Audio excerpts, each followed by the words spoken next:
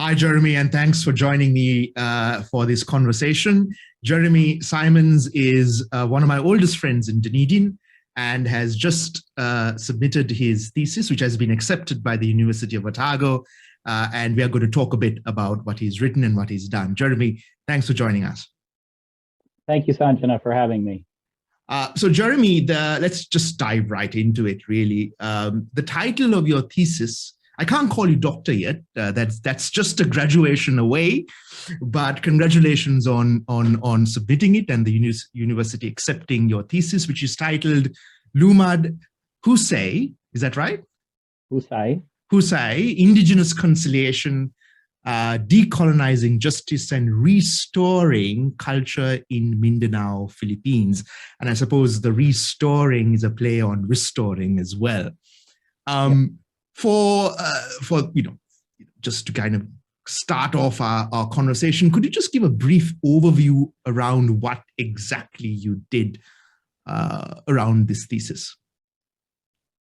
Sure. Yeah, and that's a good question because every research project is different and has a different genesis. And this project, as a PhD form of research, actually originated prior to my PhD study, having lived in Mindanao for about 8 years, just prior to moving to New Zealand to start my thesis. And having interacted with and supported and partnered with a number of Indigenous leaders, particularly Indigenous peace activists who've been working in Mindanao for some of them for decades, actually, advocating for their communities, for their cultures, for their histories. And so for me, having spent some time with these folks, who many of them I consider, good friends, I wanted to somehow capture some of what I learned during that time, during those years, and as well as help promote and do something to share their experiences, their knowledge, their expertise with the wider world. And so that was the intent of this thesis. Now, a PhD thesis by its nature is quite academic. And so if someone were to open this up or click on it and look at it on their screen, they would find many pages and some interesting stories, but also having to wade through, of course, a fair amount of theory and other types of discourse that by its nature define PhD work. So I tried to make it as interesting as possible, but it is also still a bit thick and a bit long. And I have been asked to turn it into a book, which would be a bit more accessible. And so that's probably a next step in the process. Yeah, and just for those who are viewing this, whenever you are, the thesis is available at the University of Otago's thesis repository or Otago archive. I'll probably put a link in the description to this video so that it's easier to find. Jeremy, perhaps I'm not your average reader, but I did find it very interesting to go through your entire thesis yesterday or the day prior to this recording. So congratulations, I think, on a compelling piece of writing that has been recognized as being worthy of a PhD by those examiners and your supervisors as well, and rightfully so. There are so many things that we can talk about, but we are limited in time. I did want to kind of start informally without getting into the nitty-gritty of it. You mentioned right at the outset that you spent close upon 20 years in the Philippines, and in those 20 years, from 2008 to 2017, in Mindanao, which is the location of your research as well. I guess I have two questions to ask. One is, what was it like as an American living in the Philippines in that time that you did? Yeah, so my history is a little bit interesting because I was born and grew up in the Philippines. However, I was born in Manila, and that's where I grew up. My parents were missionaries. I talk about that in my thesis. In the first part, during the methodology, of course, in social science, it's important to discuss your what we call positionality. In other words, how do you situate yourself in the research process. And so for me, 20 years in the Philippines, 20 plus, 8 of those being in Mindanao, another 12 to 13 as a young person growing up, but actually two very different contexts. So growing up in Manila, which is a large, what some would call, or used to call, a third world city, but with the extremes of that characterize such places, really, I think, seared in my memory a number of times growing up, just the wonderful beauty, but also the awful realities that exist in such places. And so that sort of shaped my trajectory in life, and eventually coming back to the Philippines as a having gotten married and gone to graduate school and studied peace building. So in 2008, returning to Mindanao, which is the southernmost and second largest island in the country, has sort of this a unique history apart from the Philippines, the rest of the country, and has some a number of conflicts that have been ongoing, social conflicts, armed insurgencies, and whatnot, that are a bit more severe than in other parts of the country. So it has a bit of a reputation as a sort of a frontier area, as a bit of a Wild West. But in some ways, that reputation is overblown, and people from Mindanao find that quite frustrating because when people actually go to Mindanao, they find, of course, a beautiful place, wonderful people, and that while there are conflicts, they tend to be quite localized. So there might be something that erupts, political conflict in one area, subsides, and people go about their lives. So that has been my experience growing up in the Philippines, and then coming to Mindanao. One of the interesting things is I grew up in Manila and picked up Tagalog, which is the national language, sort of a street level, rudimentary ability in that.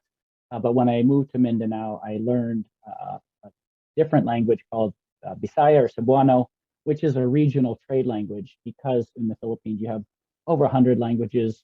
About 10 to 12 of those are major languages. They're not intelligible. They're not really dialects of each other. And even on the island of Mindanao, you have 20 or 30 different languages. And so there are Filipino, the national language, is one common language. Bisaya or Cebuano is the other more commonly used trade language. So, I mean, just pressing the point, though, I suppose in those years in Mindanao, there was almost a precise overlap between the election into office of Obama for his first term, then subsequently his second term, and then just a year before you left, the election of Trump into office. Mm. So you had two presidents, the start of the third term, but so you have two very different individuals holding political office in the United States. Maybe linked to that, maybe not linked to that, but in the years that you spent in Mindanao in particular, but in the 20 years in the Philippines in general, what was the most, significant change for you in your eyes that perhaps impacted your work?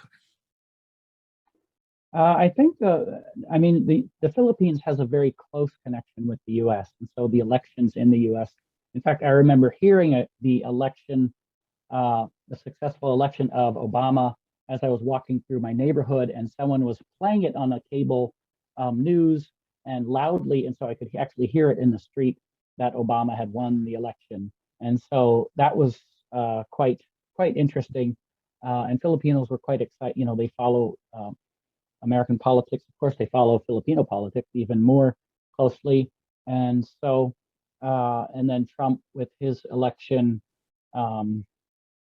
that also was closely watched. Now, I think, however, from my perspective, actually, the local elections had a far greater impact on the kind of work that I did. I mean, certainly the U.S. has a lot of influence, and probably too much influence in local politics, along with some other countries in the region.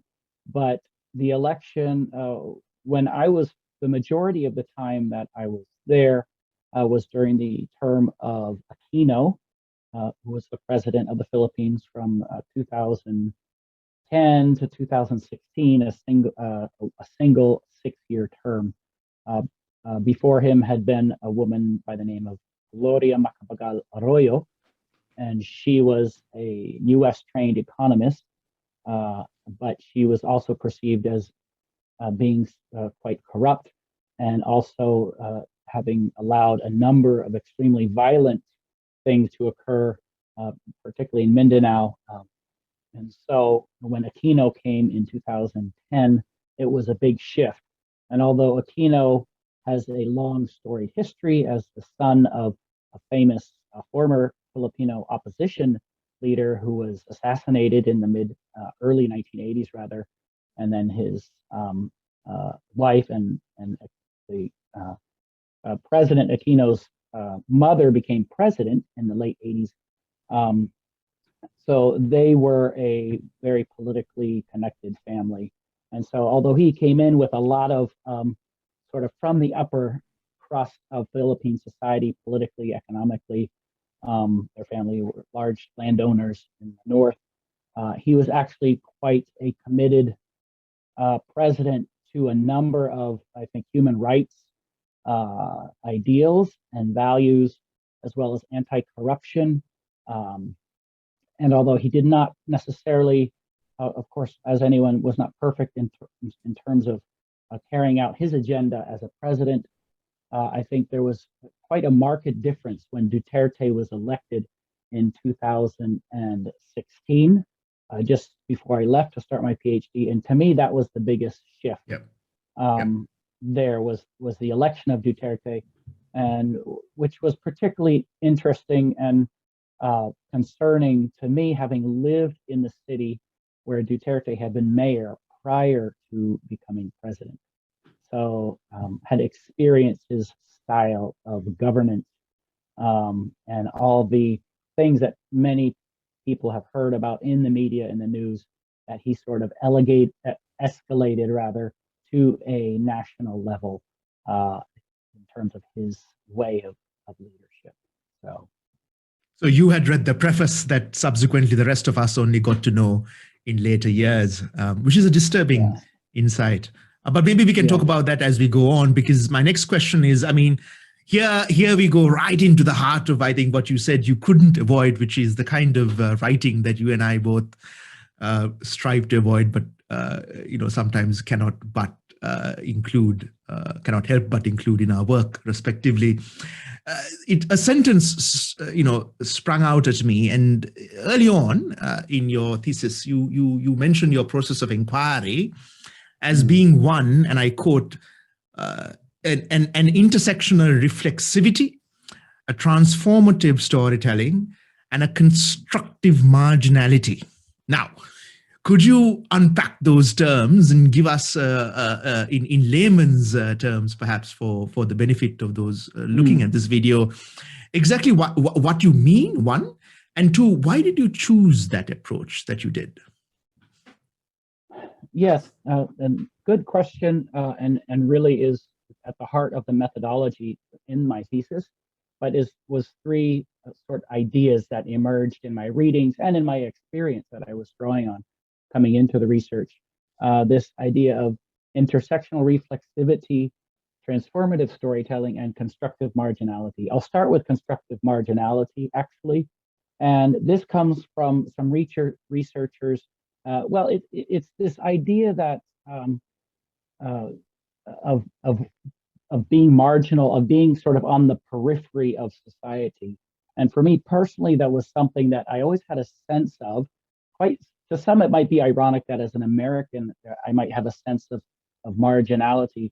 But having grown up as an American in the Philippines with white skin, and I remember at times when I was quite young, I wished my skin was brown, so I didn't stand out so much. And so there was always this sense that I didn't quite fit in the Philippine context. And when I went back to the States, I didn't really feel like I fit in the United States either, because I had sort of just, infused or integrated some cultural norms. And so there's some sociologists who've done research with people like me, calls them third culture kids. You have elements of two cultures that sort of blend and create this third culture and you don't feel very well connected in either of those cultures, your parents' culture and maybe the culture of the place where you live, but you feel most culturally at home with people, other people like yourself who have that same experience. And I think that actually, that reality and that experience now characterizes a lot of people in our globalized and globalizing world who have moved multiple times in their lives or have migrated as young children. And that's one of the key things about this particular sense of identity is when as a young person, when you're forming your identity, your sense of who you are growing up, when you step in and out of different cultures, it does create something really interesting, but challenging as well. And so for me, the sense of marginality for some people is a negative thing. Like we are marginalized, you feel marginalized, and there are communities that are marginalized, that are on the peripheries, particularly Indigenous peoples who I've spent a fair amount of time with. But I wanted to turn that on its head and say, look, marginality can actually be a good thing. And some of these thinkers and researchers who've looked at it said, look, actually people approach their marginality, and for some it's a constructive thing. They see it as a way to reach out, to engage new worldviews, new people, new ideas, and they're able to integrate them in quicker and in some ways more comprehensive ways than people who haven't had that experience. So the idea of marginality then gets turned inside out. And from the margins or from the outside, we can oftentimes see things that people on the inside cannot see. And so I think that's the benefit of this idea of constructive marginality. So that was an important idea, because I think I also wanted to connect that to the reality that Indigenous peoples face, who are oftentimes been excluded, overlooked, violently oppressed, or just ignored, and to say, look, we can perhaps use some of these ideas to turn our positionality as individuals or as communities into something constructive. The idea of intersectional reflexivity. So intersectionality, actually this has become sort of in the United States a controversial idea with the critical race theory, but it's actually something that infuses most social science research. There's nothing really that controversial. It's simply saying that social reality as we understand it is actually formed by a number of intersecting realities or issues or dynamics and patterns in how people relate, how systems and institutions affect a particular situation. And so intersectionality is simply recognizing that. And as a person, I also have a sense of personal intersectionality. I have different, my identity is, although I have an American passport, I have the Philippines as my place of birth, and now New Zealand as my place of residence. So that's in a sense an intersectionality that forms who I am and how I relate to the world. The reflexivity part of that is reflexivity and reflectiveness are probably quite similar and could be used interchangeably. It's just having a sense that as you're going through research, particularly in a very challenging or contested type of research like peace and conflict studies, you need to be constantly being reflecting on what you're seeing, and not just what you're seeing, but how your position, even your interaction with what's happening in your research is affecting that in potentially positive or negative ways. So that's the intersectional reflexivity. And the last element in that, what you were talking about was this idea of transformative storytelling, and storytelling as a process that helps us define our sense of identity. And so particularly, well, all communities and cultures tell stories, and our histories are actually collections of stories that we tell about ourselves. And how we do that, and the information that we choose, whether consciously or unconsciously, to include in those stories, then actually helps define our sense of history and identity and who we are. Now, again, for Indigenous peoples, this idea of storytelling is central to Indigenous identity. And so that theme, in fact, it comes out in the title, Restorying Culture, is to suggest that the act and the process of telling stories is something that actually forms and reforms culture as it exists and as we live. Yep. So culture is not something static, but it's something that's formed through the stories we tell ourselves and other people. And for those viewing, I encourage you to go to the end of Jeremy's thesis to find a really interesting exploration of just how culture is formed. And then towards the last part of the first part, or the first half, Jeremy, you also go into some, I mean, at least for me, a fascinating exploration into justice and law, and how these normative frameworks and sorry for what we understand as law and justice are how they are shaped, particularly in indigenous settings. I mean, normative frameworks may not be understood by many who listening to this, but it's really interesting, and we don't have time to go into it. But I encourage viewers to read the thesis to delve more. But I do want to ask you, Jeremy. I guess it's a two-part question. Maybe the first is the hardest for those like you and I.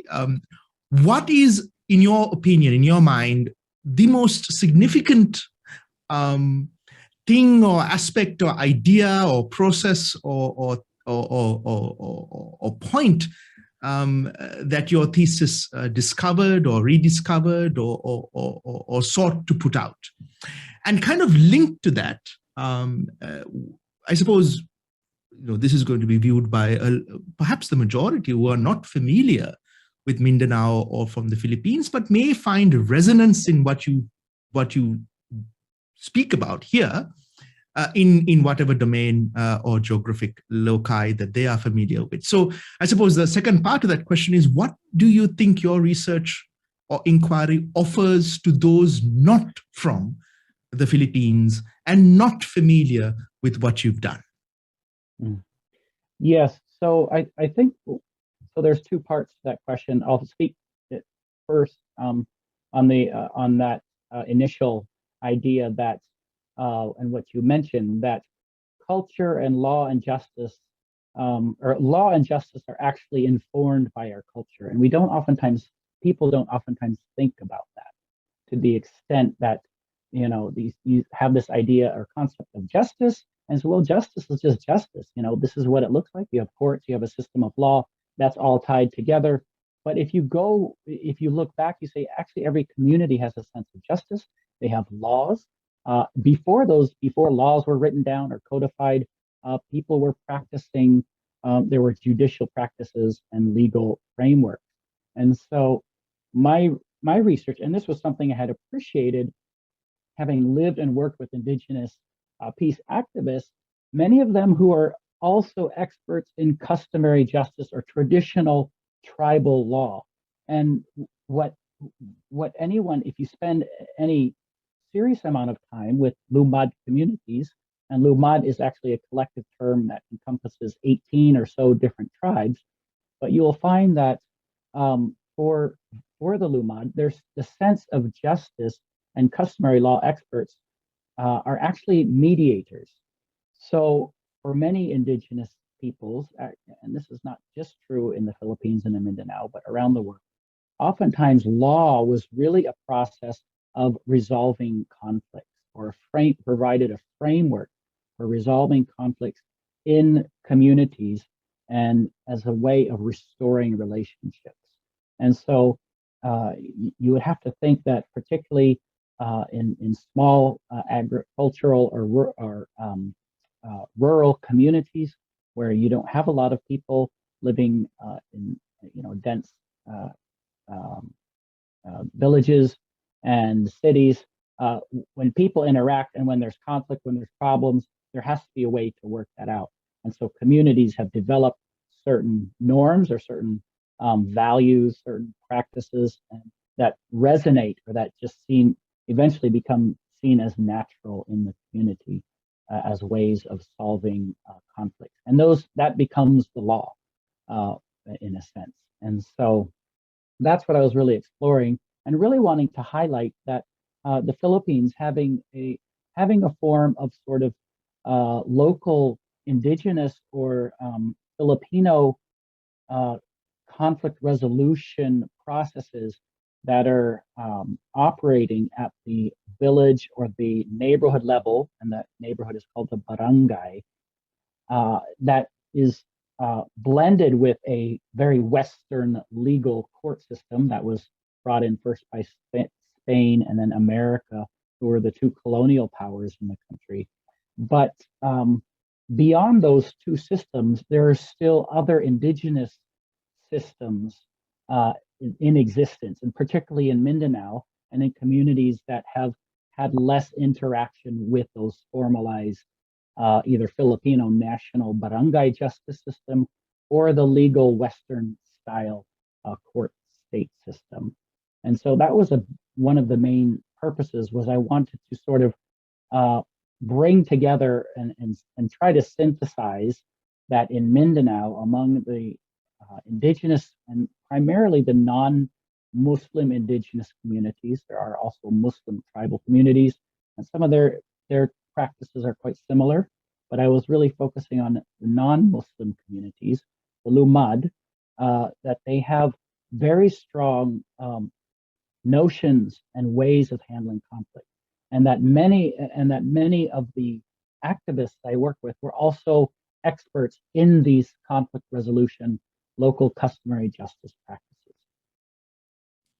So, no, I mean, that's all very fascinating, and obviously your writing goes into it much more than this conversation ever can or will. Listen, from the granular and the micro, I wanted to zoom out and come to Aotearoa, and maybe the last part of our conversation will be locating your work here.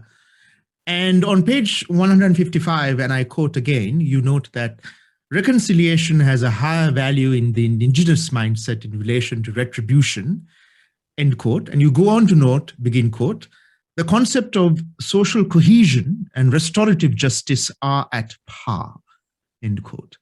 And I found that incredibly resonant with my understanding and reading of the report of the Christchurch Commission, looking into the Christchurch massacre in March 2019, which is a link between my thesis and maybe a loose link with your work as well. Yeah. What, Jeremy, do you think your work and inquiry offers to what you understand to be the recommendations of the Christchurch Commission and its report? Yes, and that could be a long answer, and so I'll try to really keep it concise, because in my thesis I was actually trying to do some of that same work of looking at sort of the community level, the interpersonal ways of handling conflict, and then asking the question, well, how do these relate to larger scale political, social, communal or intercommunal issues, and that any country will face and be forced to reckon with. And how do these some of these particularly the unspoken cultural expectations that people have around how conflict is handled, how can some of those are actually quite positive? Sometimes our conflict expectations don't help us actually deal well with conflict if we want to avoid it, and there's something that needs to be addressed. But how can we actually maximize what are the social resources around handling conflict? And so one of the things that I discovered in working with Indigenous leaders, Lumad leaders in Mindanao, is that there had been a wider context that really, in the late 1990s and the early 2000s, sort of came together of programs, of some of it was from international development organizations, but as well as church groups. The church is very strong in the Philippines. Most of the country is either Catholic or Protestant, and that began to infuse, and particularly in Mindanao, a framework called conflict transformation that sort of, it affirmed the local resources for peace building that existed in the community. So you had local indigenous peace experts who suddenly were being asked to contribute to speak into peacemaking processes at a higher level that involved insurgent groups, that involved revolutionary groups that say had taken a strong stand for social justice or for autonomy for around their ethnic identity, and had taken up arms because they felt that the Philippine state had actually committed grave injustices against them. And so indigenous leaders, Lumad leaders, and as well as Muslim indigenous leaders were being asked to speak into these processes how do we address these actually historic harms that have occurred? The violence of colonization by the Spanish for almost 300 years, by the Americans for almost 50 years. And there's a joke in the Philippines. Filipinos say, oh yeah, we spent 300 years in a convent followed by 50 years in Hollywood, and so they kind of make light of colonization. But underneath that, there's of course incredible discourses and struggles to come to terms with and try to understand how do we deal with this reality that has in so many negative ways affected Filipino culture, and I should say Filipino cultures, plural, because there's a multiplicity. And so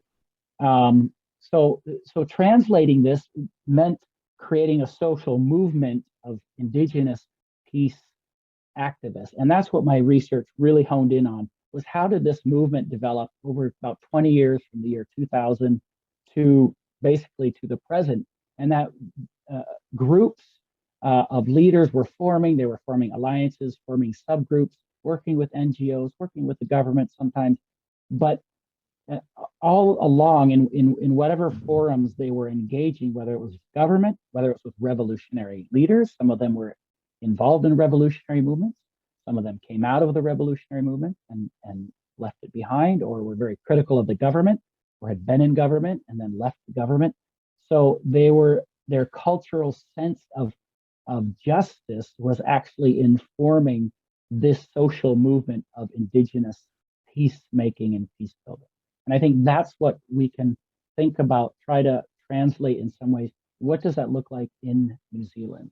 And as a segue to my next question, and on that point, Jeremy, I mean, you and I were both present at He Whenua Taurikura from the 14th to the 16th of June 2021, which is pitched and promoted as Aotearoa's, well, it was an inaugural, but hui that will be held on an annual basis, looking at extremism and terrorism and violence online and offline.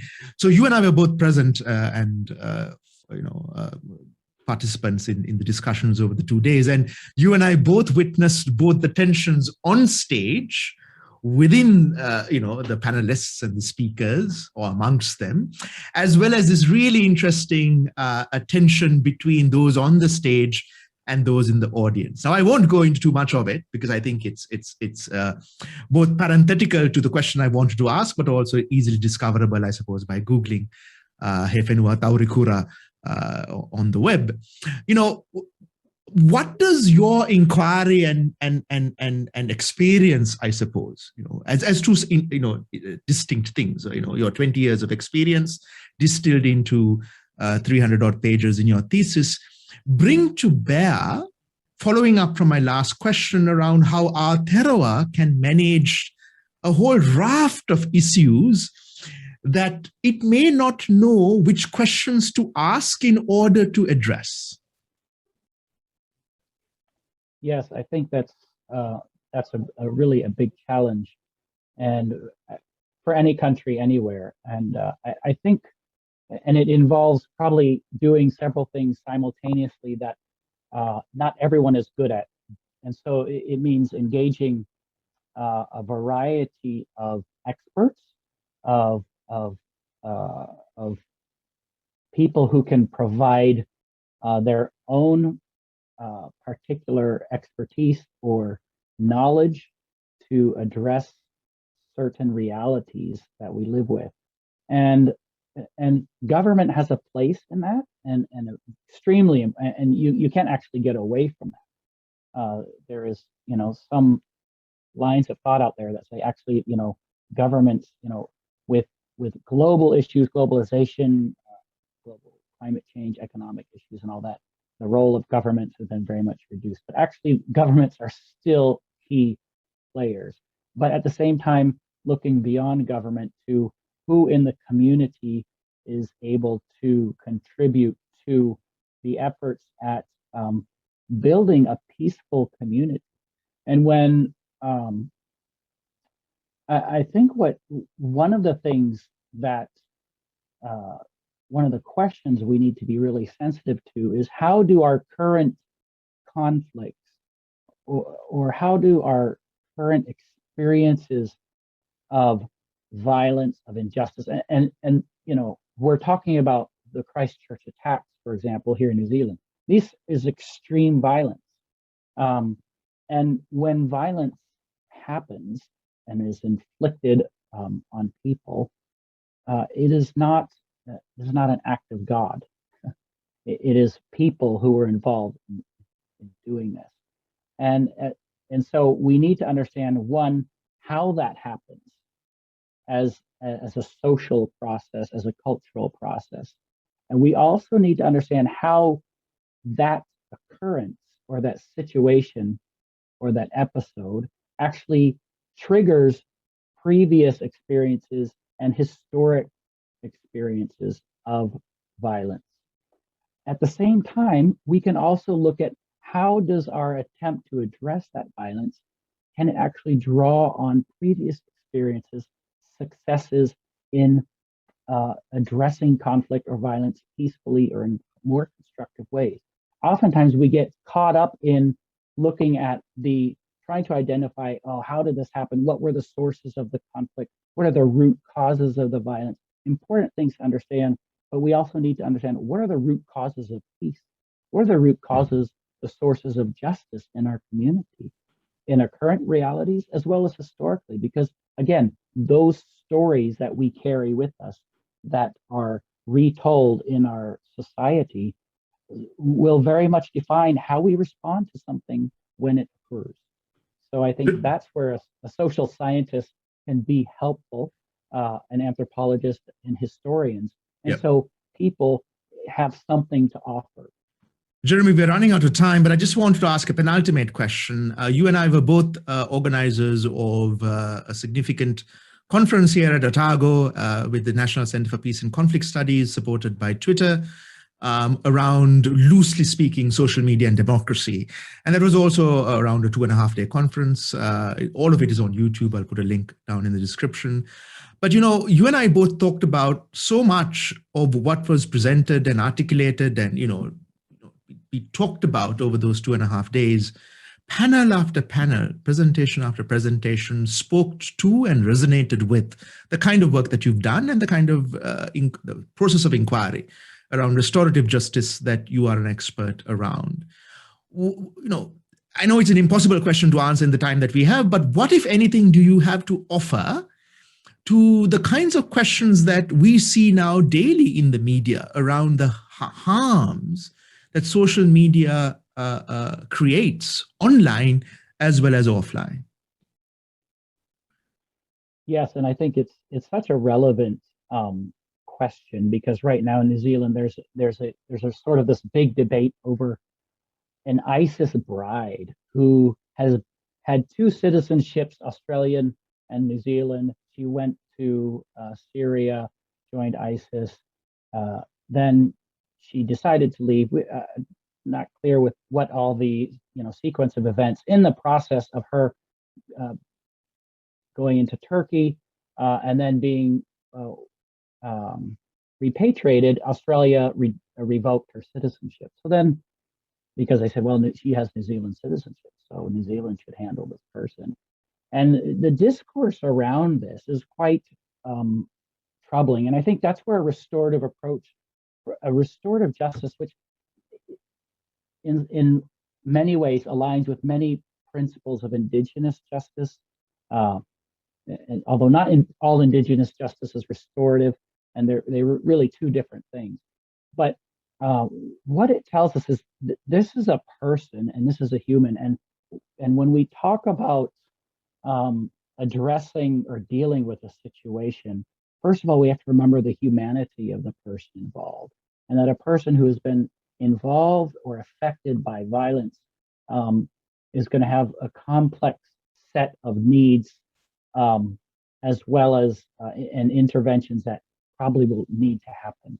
But that person actually needs to have a voice in the process.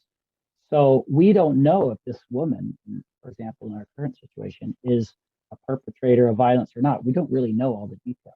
But if she's coming back to New Zealand, my question is how do we, I want to ask, how do we wrap our arms around her and say, look, how do we help you understand what it means to be part of New Zealand again? And what is best in New Zealand culture and society, how can we help you understand that this is something that New Zealand offers to you, and that we can address the issues, the other concerns that there might be. So I think restorative justice puts, traditionally, you can do research on restorative justice, it's everywhere, but it's really asking, how do we repair harm in concrete ways?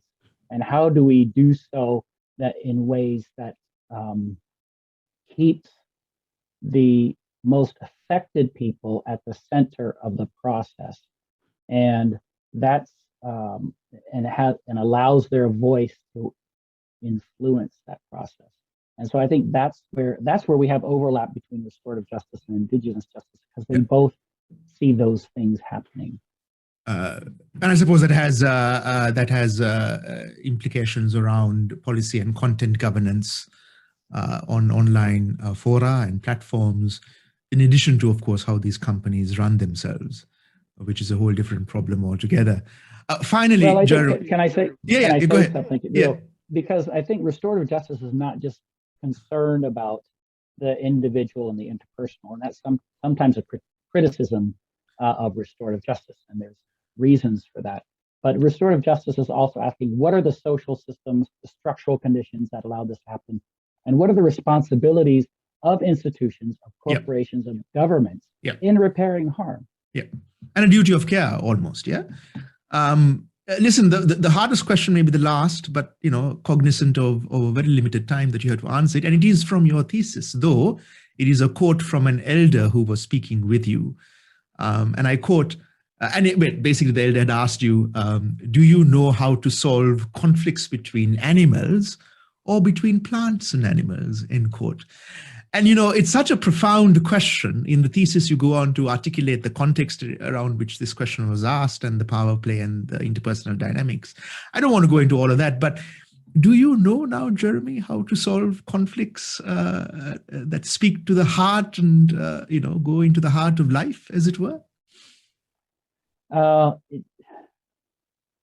we really recognize the intersectionality of conflict and of peacemaking, and that it's something that happens at multiple levels, in multiple arenas.